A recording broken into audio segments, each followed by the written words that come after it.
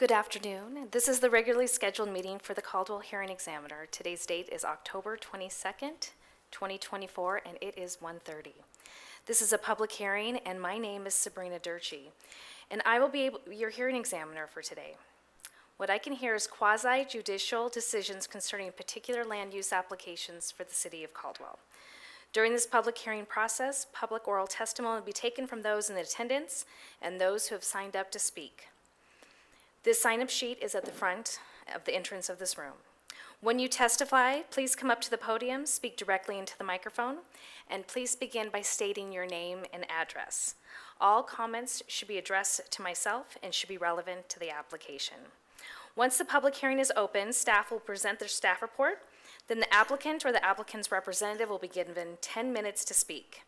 After the applicant, we will allow public to have the 3 minutes to testify, and finally, the applicant or the applicant's representative will then be permitted to have a 5-minute rebuttal period. After the rebuttal is given, the public hearing will be closed, and no new oral or written testimony will be allowed, unless I decide to reopen the case. We request that everyone treats all parties with fairness and respect, therefore be quiet and respectful when someone is speaking. We are also required by Idaho State Code to take written minutes during our public hearings, so please silence your cell phones throughout the duration of this meeting. Thank you. And with that, let's start with the agenda. We have consent calendar to approve the September 24th, 2024 hearing examiner minute meetings. Sarah, you received my signature. Great. We do not have any old business, and we'll move to our new business. Case number SUP24-18, the applicant, Angela Hansen of Cushing Terrell, on behalf of Caldwell Housing Authority, is requesting a special use permit for a multifamily land use within a TN zone. The project is adaptive reuse of a historic single-family dwelling into a mixed-use project consisting of retail, potential restaurant, commercial space, and 5 apartment units. The site is located at 321 North Kimball Avenue. Joe, would you like to give me your staff report, please? Thank you. Yes, ma'am. For the record, Joe Dodson, Senior Planner, City of Caldwell Planning and Zoning. As Madam Hearing Examiner, you noted, it is an SUP, a special use permit is required for the Rice House.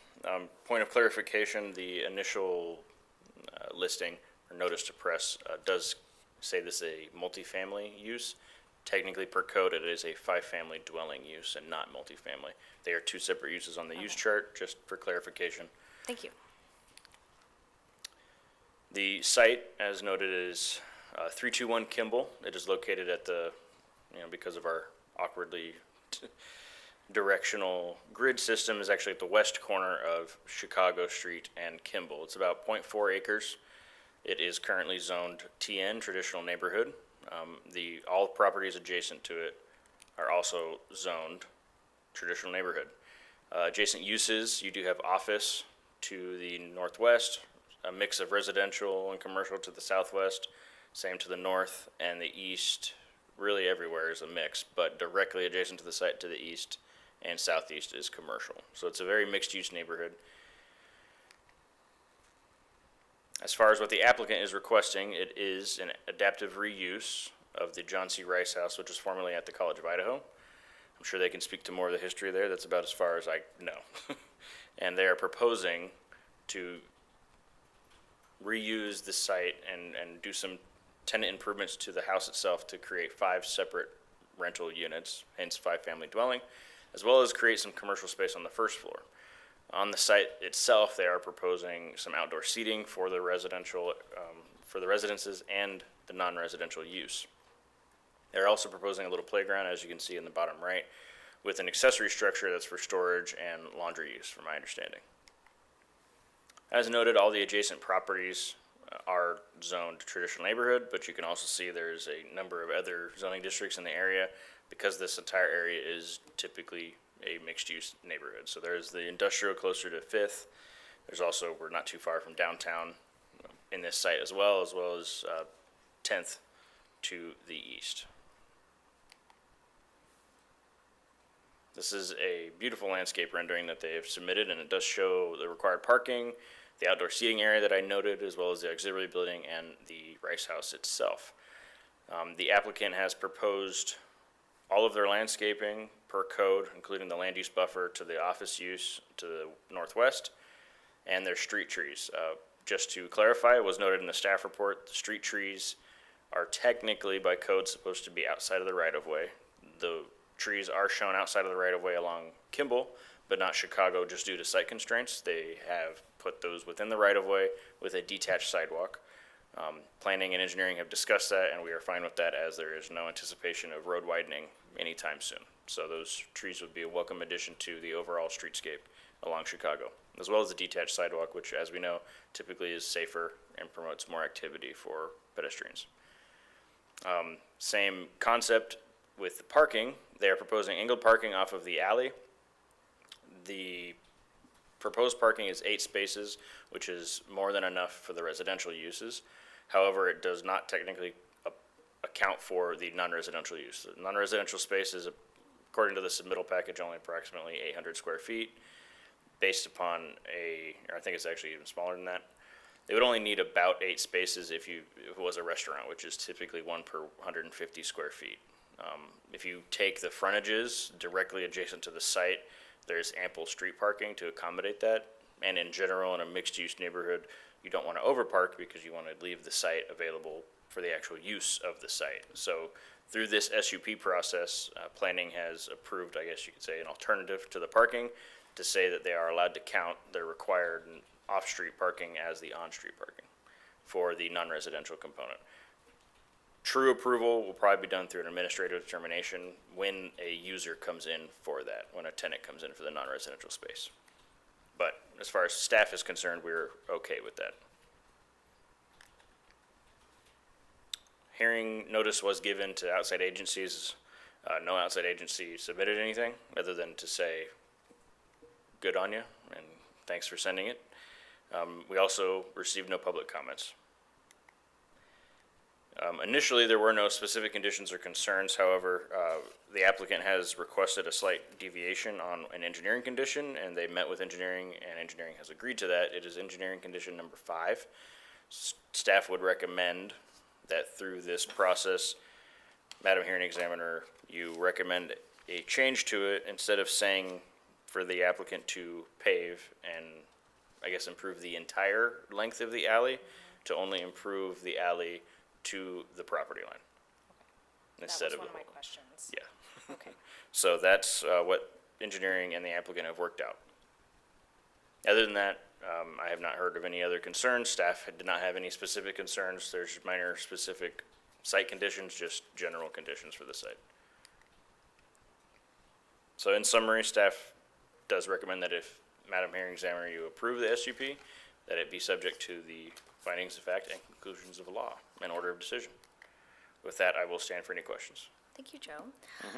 So yes, I was concerned about the alley improvements. So typically, the typical procedure is that all the alleyway improvements would have to be done, correct? Correct. Engineering is the whole shebang. The whole shebang. So how did they change their tune on this? I don't know exactly. I wasn't in that conversation, but I was told it has more to do with, I think there's going to be a general shift of policy because we're seeing more and more of individual sites being improved in this neighborhood, period. And the literal cost of improving an entire alley is a little too cumbersome for a lot of these small sites that are only half an acre or even less when you're trying to do one no home. And so I believe engineering is just trying to work with applicants and try to find a solution to get the improvements as well as, reuse the appropriate sites. So they will be only improving the alley that abuts their property? Yes, ma'am. Okay, the full width of it? Yes, the full width. Okay. Yes. My other concern was parking, because again, adequate parking for the units, the Yes. 5 units, but not for the commercial potential. Correct. So walk me through that again real quick, what you said that they would have to do an alternative compliance, or what It's was it? Meridian has alternative Yes, compliance. yeah. Caldwell technically uses what we call administrative determination. Okay, administrative, okay, And it's just basically submitting an administrative request for the director and/or their designee to look at the proposal and say, okay, you're showing 10 spaces, you need 15, you're telling us this and this story about the use or about whatever it might be, we understand, oh, by the way, there's also ample on-street parking, or there's shared parking across the way, et cetera, et cetera. If this site was located a couple blocks within the downtown district, you're allowed to count any available parking within 800 feet. This is a similar type use in a similar neighborhood, it's just not within that district boundary. So staff applied that same logic to say, hey, there's gonna be ample on-street parking in this neighborhood, in this vicinity, even directly adjacent to the site, to accommodate such a small commercial space, which, as the applicant has noted in their submittal, could be a coffee shop, could be something just, a little sandwich shop, something small. We're not talking a bar type of a situation where you're gonna have 50 people out here. Should we add that as a condition, that they would need to apply for that application at that time? We can, that's Okay. absolutely fair. Yeah. Okay, I think that might be something to think about. Okay. We can think about that as the hearing goes. Okay. I think that's all I have for you at the moment. Okay. Would the applicant or the applicant's representative like to come up? State your name and address for the record. Thank you. Angela Hansen with Cushing Terrell, 702 West Main Street, Caldwell, Idaho. On behalf of the Caldwell Housing Authority, just want to say thank you for hearing us today on this project. It's a long time in the process of coming before you, and we're certainly thrilled to be able to present it to you. Just to piggyback up on what Joe presented, the intent is for the 5 apartments is really to service the community with some affordable housing specific to first responders. So that's where the focus has been in terms of developing the project. The small commercial space is about 700 square feet. That includes the restroom and the storage that's associated with that, and we have yet to secure a tenant for that space, so certainly understand the questions about parking, but are willing to work with the city to address those concerns for sure. Other than that, the only other real information that we can provide beyond what Joe has already provided is the fact that there's some amenities that are going to be included on the site for the tenants as well. So Joe mentioned the playground specifically, but a lot of thought and design work's gone into also the providing for some outdoor space for the residents themselves. So there's a barbecue area and some space for gathering and that sort of thing that's associated with the building. So I guess I'll stand for any questions as well. Sure, thank you. Angela, I guess, I noticed that you guys had a neighborhood meeting. Tell me a little bit about that and how that went. Sure. So we did have a neighborhood meeting. It was held at the Cushing Terrell office in downtown Caldwell here.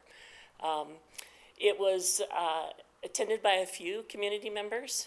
There was no real concern about the project in general. It was more just curiosity, timeline of the schedule of moving the house and getting it to the property and set on foundation, and what was the ultimate look and feel going to be, which were provided in some of the exhibits that were submitted as part of this application as well. But we did not hear any concern about tenants or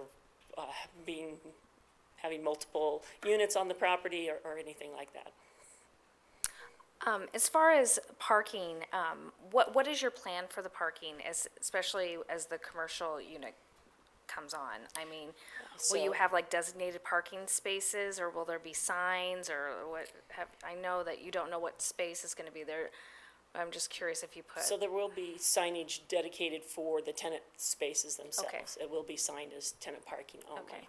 As far as the coffee shop or whatever small bodega or whatever goes into that, really the intent and thought process behind that has been that it's a neighborhood walkable sort of activity there. So we would hope that we could find leniency on street parking there. And then can you kind of walk me through the conversations with the engineering department as far as the improvements of the alley? So I cannot. Oh, okay. It was made known to me 15 minutes ago that was the outcome of that. They're So conveniently not here, yeah, but okay. it's the engineer that is in charge of that is not with us today. But I will follow up with her and certainly connect back with Joe to Sure. make sure that we have that information documented appropriately. Okay, perfect.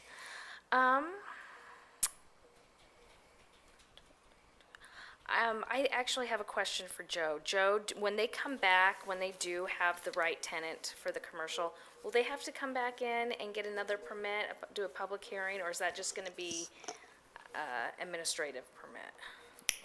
Madam Hearing Examiner, it depends on the use, but I would assume they're gonna try to put a use in that's principally permitted, and there would be no more hearing. However, they have to get a business license, so they do have to submit something to us. Okay. And they always end up having to do some kind of a tenant improvement or something like that to make the space just fit for them. So planning definitely has another opportunity to look at what comes in. Okay, fabulous. Angela, I don't think I have any more questions, right. unless you have anything else you'd like to share? I do not. Thank Okay, you. You're welcome. It looks like Mike, would you like to come up and? I would. Thanks, come up. Name and address? My name is Mike Dittenber, and my business address is 323 Kimball, or 22730 Farmway Road is where my office is. Okay, Madam Examiner, thanks for taking the time to hear our petition. I can answer one question with regards to the alley, because I was involved in that discussion. There is an 18-inch crown in that alley from Kimball to 7th Street.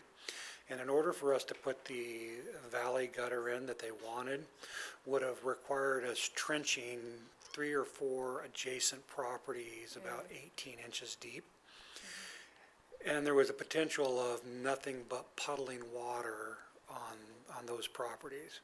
So in discussion about how we mitigate that, there was some comments that was some sort of that was a utility-rich area. There was a lot of stuff in the ground, a lot of pipes in the ground, and a lot of overhead stuff with regard to the power lines, that they thought that it would probably be best we not touch anything beyond our property line. I do know that the engineering department did request some specific, more detailed information from our engineer, and I believe that information was sent, but I don't have that. okay. So, So do you know what your plan is then for drainage? So, we just had this conversation, 15 minutes ago? So we're gonna go back. We do have a plan for capturing all the drainage on site. Okay. So the question then became now is, are we collecting the water that is on the alley in addition to the water that's in the parking lot?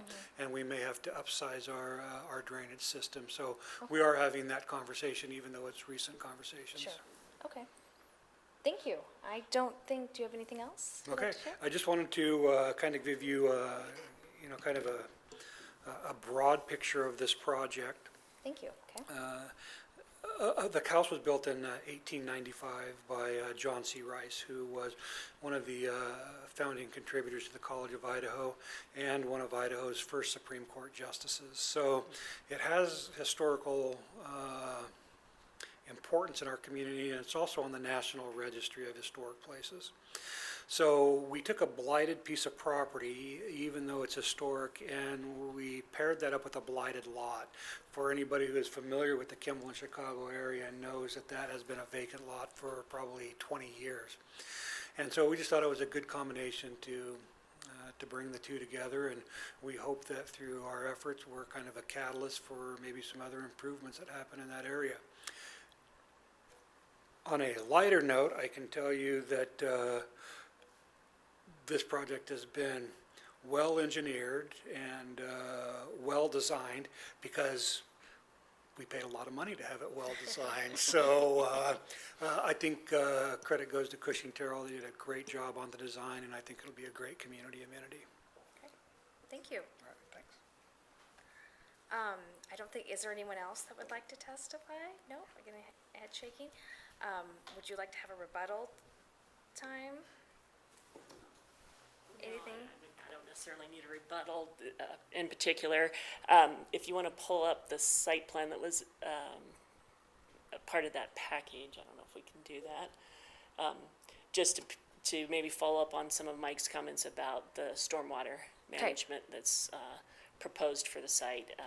Obviously, we're not designing the infrastructure part of it, but we can explain a little bit in a little deeper detail about the intent there is. So it's our understanding that the idea is to sheet flow whatever current water is or will be collected as part of the parking lot. It will go into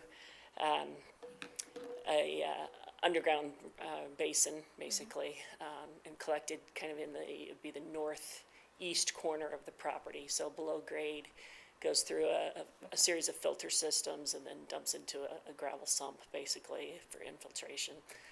We would assume that, given the kind of redirection on the development of the alley, that we would then collect the alley as well. As well. So That's what I would just presume as well. Okay. the question about sizing, all of that, we'll have to redo some numbers to make sure that that fits, but that's the intent. Okay. That Okay. sounds good.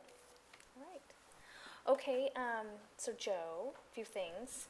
So can we add that additional condition that they will have to do, that administrative application for the Sure. additional, for the parking? Okay. Absolutely, you can add that as a condition. And then, which condition did we need to Is change? engineering condition 5. Because I'm looking at their conditions, I didn't see it. Oh, okay. Let me go back. That's what I was told. Oh, okay. I know it's in the engineering memo. Yep, I see it now. Okay.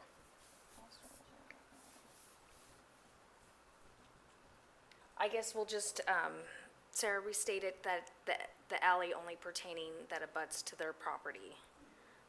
Will that be sufficient Yeah. in if- changing? I'll modify it, or Okay, one of them will, based upon that, yeah. and it's, I don't think it needs to be conditioned, but they need to coordinate with the engineering department on the drainage. So, okay. I think with those changes, I will close our public hearing. Based on staff's findings, public testimony, and facts presented, I will approve SUP 24-18. Thank you. And I will close our hearing. It is 1:52.